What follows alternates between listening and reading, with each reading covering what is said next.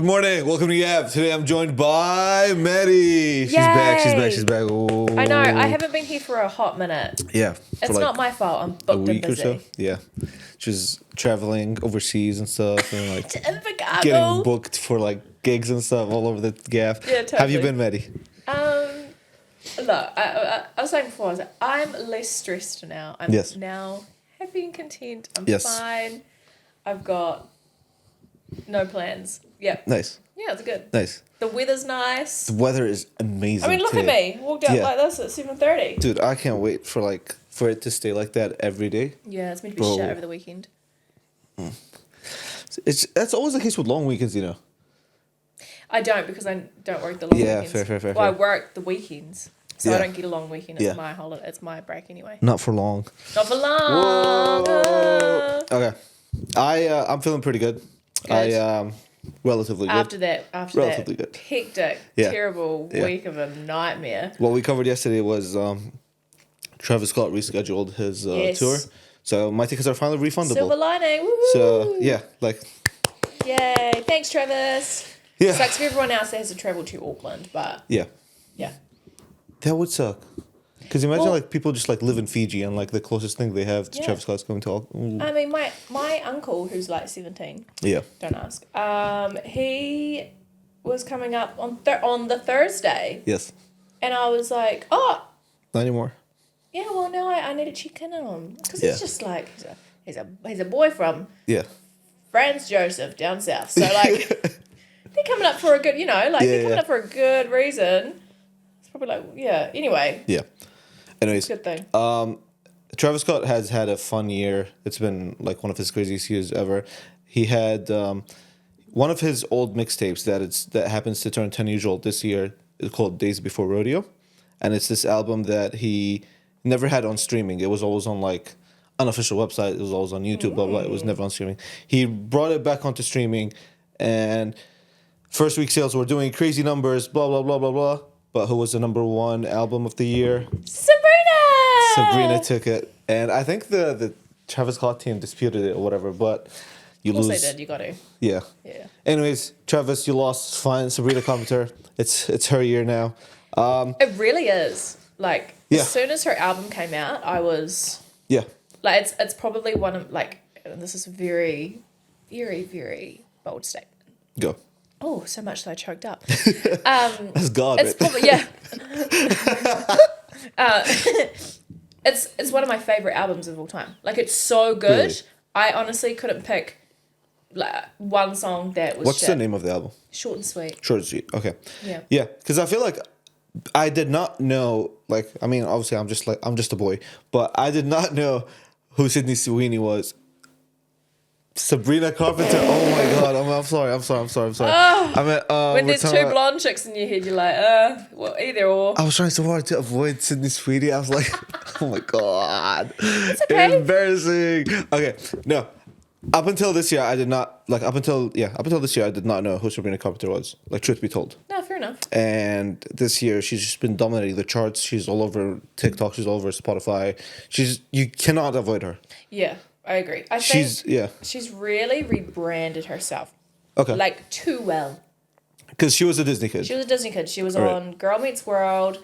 And I forgot who she played. I want to say Riley, but I think that's the main girl. Anyway, she was a best friend to the main character. Yep. So she had that big start up there. She did start her music career around that time as well. I'm not sure with Disney or not, but I do remember her doing some collabs with the Vamps and other bands and other people, and then also herself. So I actually have some of her old music that I used to listen to, but I was kind of thinking, I was like, I wonder if she's ever going to become a household name. And then I think what really kicked it off was...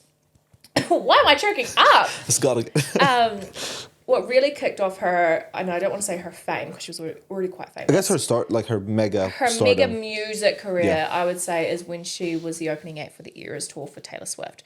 Oh, that's how she really kicked into everyone's brain and going, and then people seeing her nonsense outros. Yes.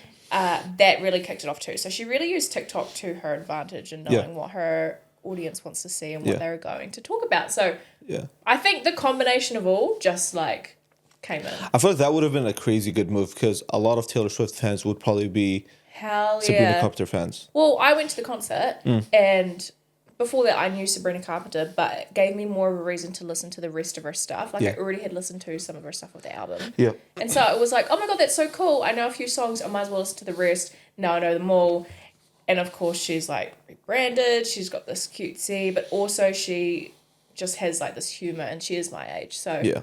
I like relate to her a lot, or like I can relate to a lot of things that she's talking about. I'm like, true. Fair. Yeah. I think one of the bigger things that, like, one of the better things, she's not better. One of the things that made her like go crazy this year was also like her name in the headlines just kept staying on the headlines. Like I remember earlier this year, like when she had that love triangle with Olivia Rodrigo. And I think it was last year. Was it? Yeah, Joshua It's been that Bassett. long. Well, because Olivia Rodrigo and Joshua Bassett used to go out for on High School Musical, the movie. Yep. Or the TV show. Sorry, Yes. I was wrong. It's so hard that title is too much. Yeah. They used to like, so they were together and then I'm pretty sure they broke up and then Josh got with Sabrina. It was just rumours. Then Olivia Rodrigo made a song about it. Yep. And then, of Which course, was Driver's License, right? yes, it And was. And obviously that song did stupid numbers. I think there were more. I think she wrote more songs about it, but it was like in the album. Yeah. It wasn't like popular. Yeah. And then Joshua Bassett, then her and Sabrina broke up. I mean, Joshua Bassett and Sabrina broke up. I think it was just like a fling. I don't even think it was like a full on. And then she then got with Shawn Mendes while him and Camila Cabello were on a break. Yeah. And so that happened. And God, does she talk about it in this album? Yeah. If I was Camila Cabello, I'd be like, she's a better woman than me, man. oh, literally, no. Like she also made a comeback, but still, like it's the audacity. I was like, shit. She just goes for it. Yeah. Anyway, that happened. Camila Cabello and Shawn Mendes got back together. So Sabrina then got with Barry Cogan, whatever his name is, who was famous on Saltburn. So he was already in the headlines. So she's going for a guy that's now getting famous, up and coming. She's just like killing it. Surely in it's the like personal life. too good to be true. Like her PR team must be on overtime. Like maybe these, I don't know. A lot of times I think like these relationships are like kind of fabricated a little bit. Or no? Yes, I do think so. I think also, I don't know. It's quite funny. I saw this quote the other day, and it was like, do Hollywood stars just go around in a circle? Yeah. And like get with each other? Yeah, it's like the same 20 people. That They just, don't. like, Yeah, swap. exactly. They don't like. There's so many people in the world. Yeah. So many people in Hollywood, especially in that industry, and you have to choose the most famous person out of all of them. Like, surely there's someone more humble. Yeah. That's also the case with rappers for some reason. For some reason, like they're all with the same 20 Instagram models. Groupies. Yes, and they're always beefing about them. Like, I don't know, bro. There's so many people out there in the world. I think some people just love. I think it's like friend groups, right? Yeah. It's just a friend group thing. You want to meet people Like a through status people. thing. Yeah, Yeah. exactly. Status thing as well. Yeah. That's with the groupies, but also with even with the artists because they want to, have that moment. They want to be with the Yeah, they want to be with the baddie that got with the baddie and the other baddie, and and be like, yeah, I took your girl. Yeah. Song content done. Yeah. Boom, Mr. Studio Girl. All right. I think. Correct me if I'm wrong, but Sabrina Carpenter is like the queen of adaptability. Like, apparently, this is strictly from what my research has been.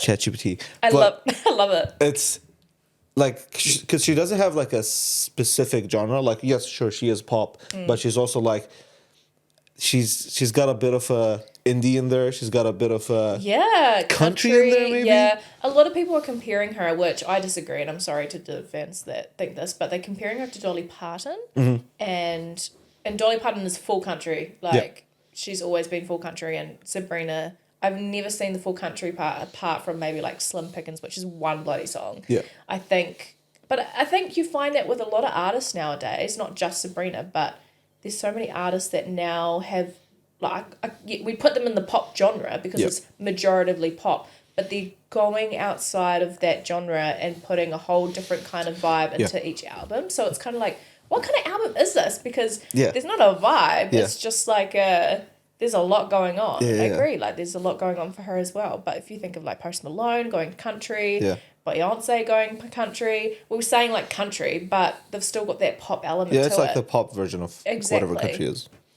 Yeah, I think the other thing is that like I've had a like little stalk on her Instagram over last night. Yeah. Guilty. I had a little stalk on her Instagram, and she has a bunch of posts where like she's really getting like vulnerable with people, with her audience and stuff. And I think that's pretty cool. Like to have like a person on Instagram that has like 30 something million followers on Instagram, you'd think they're so out of touch, so Yeah. out of reality.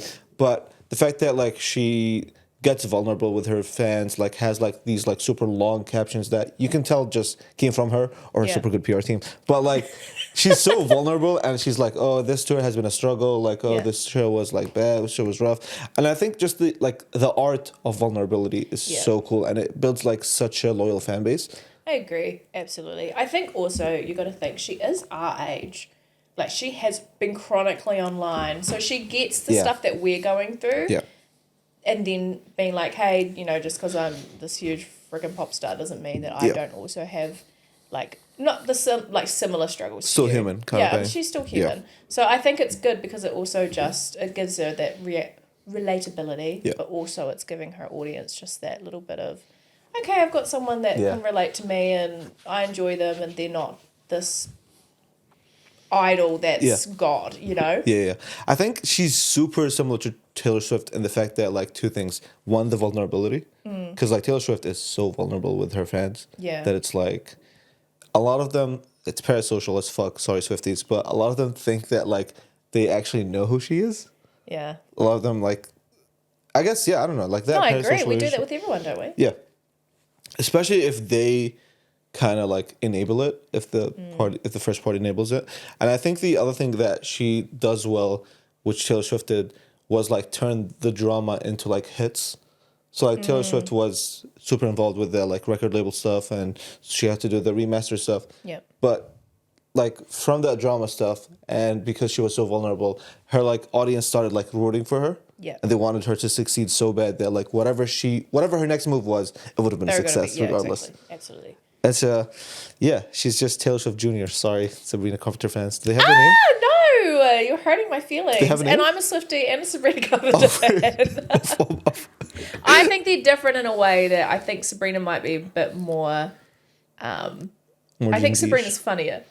She probably is. I actually like. I've seen some of her TikToks, and she is. Like Taylor Yeah. Swift's a bit too more... I don't want to say she's conservative. That's not what I'm saying. I'm Yeah. saying she has to be very private for a reason Yeah. because people are just crazy about her. Yeah. Whereas I think Sabrina's giving that more, Yeah. you know? I think Taylor gives it more in the music. Yeah. Sabrina gives it more in interviews and real From life. her personality Yeah, and stuff on exactly. social media. Fair. Okay, she's not. But I love it. Yeah. I No, love it. it's really cool. And again, yeah, just like the vulnerability stuff. Like, Yeah. it'd be so cool to like see Drake write like a heartfelt caption every once in a while. I don't Oh, know. does he never? That's like my Sabrina Carpenter. Drake. You're like, Drake, Drake, talk to us, bro. We're here. I want to know where you're going. What's going on? All right. Talk to me, bro. Yeah, something like that, bro. But yeah, Sabrina Carpenter got the #1 album of the year. Travis Scott, try better again next time. I'll see you next week though. So Travis, don't stress. don't try. Yeah. But like, in general, pop has been dominating this year, you know. Oh my God. I've already had a conversation about this and we're talking about men in the music industry at the moment. Yeah. And I couldn't name one man that's dominating apart from maybe like Benson Boone, which I'm sorry, I can't stand him. I don't know Yeah. what it is. I think I just don't like the style of Yeah, music. the one and name that's fine. I thought was maybe Morgan Wallen. That's it. Yes, and Morgan Wallen. Yeah. But he's also a shit person, so I'm like, well, Why? I'm pretty sure he was like cancelling concerts so he could like go get with girls. Like it was just like a real Yeah. like there were just silly reasons. Anyway, that Fair. could be rumors and I could be fired up for no Yeah. reason and I don't want to put that on him, so apologies. But yes, pop has dominated, especially with women. Honestly, I think this is why I'm like not depressed anymore because Women are back. no, even last year I was like, where the hell are all the women Yeah. like dominating pop? And there was nothing. And then this year, I swear, every time I was like, all of my favorite artists Yep. have come out with music, and I've just been like, this is literally the best year of my life. Yeah. Like, Because and they're all at number Yeah. one. yeah. Like, do you know what I mean? Like, Yeah. they're all dominating. I couldn't pick one artist that's like, oh yeah, they're dominating. Like, they're all dominating. It's terrifyingly cool. Like, Because Yeah, even like the Drake and Kendrick Lamar beef moment, that was like really 2 months out of the Yeah. year. Like having the two biggest people in the industry go at each other should have lasted like a year, more than a Yeah. year. But for it to be just like a 2 month little TikTok thing that no one even gives a fuck about right now, Right? it's crazy. Even like Diddy's still like, oh, should I Yeah. talk about Diddy? Oh, sure, fuck it. Oh, Diddy, well, you know, the whole Diddy, obviously. everyone Yes. knows Diddy. But that's the thing, like, maybe it's because we just don't know enough. Yeah. But, like, I feel like it should have blown up more. I knew this was happening way beforehand it was going to happen. Like, everyone knew he was going to get Yeah. arrested. Trey Songz up next. Trust me. Really? Yeah, he's got crazy stories. Allegedly, I don't know. I might get like Trey, Abdel's coming for you. No, no one's coming for you. No. Okay. I have no sexy segue to segue this, but I was on LinkedIn yesterday, and speaking of Travis Scott, I was on LinkedIn yesterday. Wow. And I saw this Tesco ad, bro, and this Tesco ad is going super viral. It's going super crazy, and it's basically, how do I even describe it? It's basically 5 vegetables / fruits, and they called it an ad. Let me show you what I mean. That's a great way to describe it. It's 5 vegetables, and they called it an ad. So boom. Wait. Oh. So this is what we look like. Ah. Right. So it's so you can tell it's Tesco because of the like. And here's the thing, right? Yeah. We're not from England. We don't have Tesco in New Zealand. But I knew what Tesco was when I see that little blue dotted line. Yep. The logo is so like famous. And I'm guessing that the whole thing there is that the vegetables, or the food, I should say, The produce. the produce. God, the produce has starts with that first letter of the name that Tesco is supposed to, like TESCO. Yeah, and so like whatever food item they had was the first letter of the actual Tesco branding, which was crazy. I actually wouldn't have made that conclusion had it not been for you. So thank you for making me not come off dumb as fuck. But yeah, no, it's a very bold move because obviously like all the brands want to make sure their logo or like their branding is all over whatever ads they're putting out, anything that they put out. It's like this running joke where like, oh, it'd be whatever TikTok, and like the fucking person, the client would go like, oh, can we put our logo in this corner? And it's like, no, bro, that's not how it works. And yeah, it's like, it's a first, I think, in the marketing industry that it's blown up to this extent. I mean, like, we're 2 random people in New Zealand talking about it. Yeah. We've got no reason to talk about Tesco. Yeah, we don't even have Tesco. No. Nor have I ever shopped there. Like, we barely just started getting to Costco, and I'm like, thank you guys. Tesco up next. But no, I mean, it's garnered a lot of controversy because it's just people are upset because it doesn't conform to the general rules of advertising. Yeah, true. And that caused an even bigger, like, a bigger echo chamber of being like, oh, then that is kind of smart because now we're all talking about it. So like the first, like it was like layers of reactions. Like the first reaction was like, the fuck is this ad? And obviously then people like were like, oh, it's Tesco. Yeah. And like, oh, it's smart that it's like. Yeah. It's like the that. layers of realization. Yeah. Oh, it's this. Oh. Yeah. Yeah. But the guts they had to do that is like massive. I mean, they are huge. Here's the thing, like, I mean, in England, I know they're quite iconic. Like, they're known. I swear if something like, for us, like, if the Warehouse did something like that, would know it's the Warehouse, you know? Yeah. It's kind of the same. Just like red color. Yeah, exactly, you'd know. Yeah. Or like those little, like, I don't know what they are, like the little dashes. White and, dashes, whatever they have. Random. Anyway, but if they had that, we know what it is, right? Same with Tesco, I feel like, with that blue dotted line just being there, it's like, okay, it's Tesco. What are they doing with this? Yep. And then it's still having that brand, and also obviously the produce is on point with they're a grocery store. Everything looks really nice. And it's gorgeous. Yeah. Exactly. But it's just plain and simple. It catches your eye because you're like, why are there 5 different pieces of like meat and random vegetables food. here? Yeah. So it's like already there, and then you're going, what is that? Oh, it's Tesco.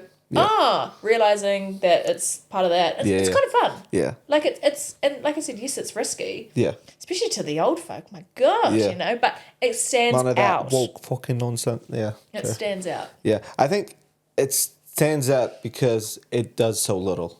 Like, I mean, those ones. in this day and age, it's all like color. It's all in your face. Like, we're used to ads doing the most. We're used to ads like shoving it down your face that, oh, this is a blank brand's ad. Like, if you couldn't tell, this is our ad. This is our ad. This is our brand logo, blah, blah, blah.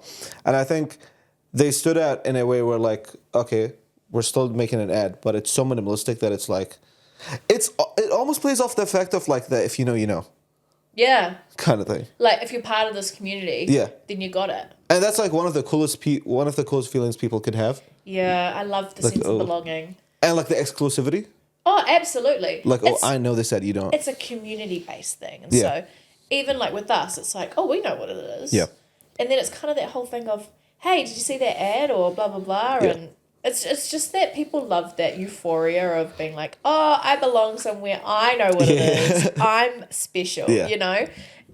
Wouldn't you like to know? Wouldn't you like to know? Yeah. I think it's, the balls it took to make such an ad is crazy. And I think they only get away with it because they're such a big brand.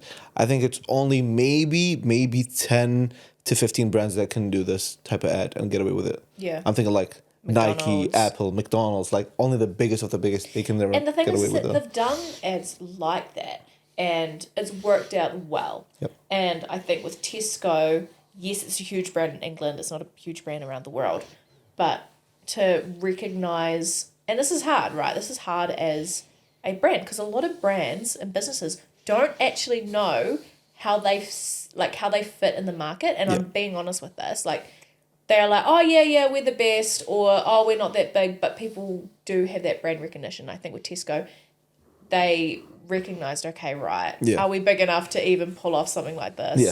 And that's why it becomes risky, because it's like, okay, we've got customers, but, you know, half of our customers are over the age of this age. Will they even be able to understand? Younger people, whether they also understand as well? Like, it's a universal thing that people have to, like, lock into. Yeah, I think the like, I don't know, like, people shouldn't look at this and be like, oh, that's a fun case study we should do. Like, you should only do this if you work for like a legacy brand that's been around for like over 5-6 decades. That's like top 2/3 companies in your industry internationally, I feel like. Yeah. Because, like, for one, like, let me ask you this actually. What is this campaign kind of like alienating international customers? No. No? I don't know. Yeah. Like, we don't get it. Here's the thing. We only see it because we're on social media and LinkedIn, right? My parents will never see this. I know that. Same. My grandparents will never see it either. Yeah. Even because it's not going to be on their social media because they're not the target audience. Either way, you know, the ads aren't going to come up on here. They're not going to be really interested in it. Yeah. But I would say it's this is probably weird, but grocery is universal. Like, food's universal. Yeah. But seeing an ad like that, yes, I guess it's alienating like international customers or international people in general that aren't in England. But there's still that sense of like, you understand. Yeah. Do you know what I mean? Yeah, yeah. But then again, you have to know the brand, otherwise you're not going to get it. And if you don't get it and you want to see the ad, then you're going, oh, that's cool. Yeah. So there's kind of like that weird... Yeah, I get it. Yeah. Oh, okay, cool. Yeah. I don't know. Do you think it is? No. I think with the power of social media, it's not alienating. If anything, now I'm like more... Like, I have not thought about Tesco all this year. No, I have. With that being said, we got to go. It's time to go. We really got to go. Maddie, to sign us off, hit any soundboard. This is my favorite. See you tomorrow. Peace. Bye. All right.